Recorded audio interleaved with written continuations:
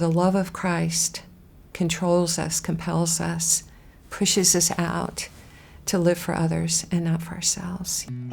As a teenager, I had this desire to be a missionary, to please God. So it wasn't just that I wanted to please God. I told him I'd be a missionary when I was still a child, and I always wondered how that would look. And so my model was a foreign missionary through the church. So go to Africa, go to Brazil. That's where our missionaries were. So told the Lord I didn't want to go to a communist country. I'd go anywhere but there.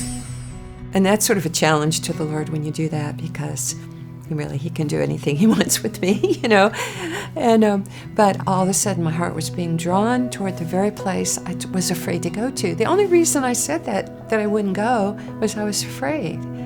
And now that call came through nights sitting in the library at the University of Rhode Island with my Bible, saying, Lord, what do you want me to do? And going verse by verse, finding things, having the Lord show me verses I didn't know were in the Bible. And he would use his word to call my heart to trust him to go and give me courage and help me be bolder than I ever dreamed I would be in my life. And so that's what I did.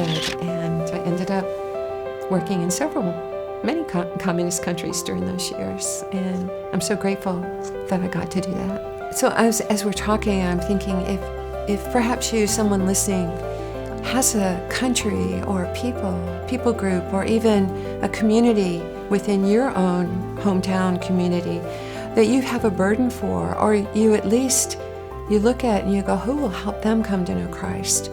Or how in the world could we ever get to those people, or to that country, or within that restrictive government, or within that language that's so hard to learn, or culture that's so hard to understand?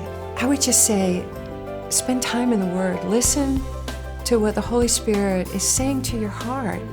And in my own experience, you'll have more places you could go help work with them than God necessarily wants you to do. So you get alone with Him in His Word, and always, always say, Lord, show me when I'm resisting you, like saying, oh, I could never do that.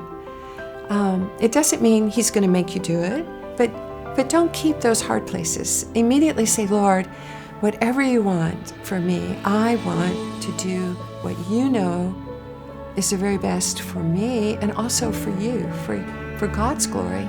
Because in the end, that's what I really want to live for. Not just that I have a great life, but that God be glorified through my life. Always be open to Him and to His Holy Spirit that's in you. He'll show you and direct you and prick you.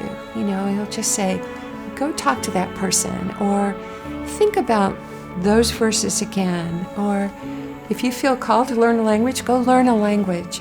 God will use it in your life. Pick a country and pray for it and see what God will do. And yielding to Him daily, every day. It doesn't always have to be a down on your knees, hands open, tears thing. But every day as you walk with Him, say, Lord, what do you have for me to do today? And especially if it involves going, be the sent one. Be willing to be the sent one, to learn the new culture, the new language, the new people group, so that others come to know Him. We live in a marvelous time of history where everyone should have the opportunity. It's possible, but the Lord still needs people. He needs us to share our stories and to share Him with others. For the love of Christ controls us, compels us, pushes us out to come be a part of reaching the world for Christ.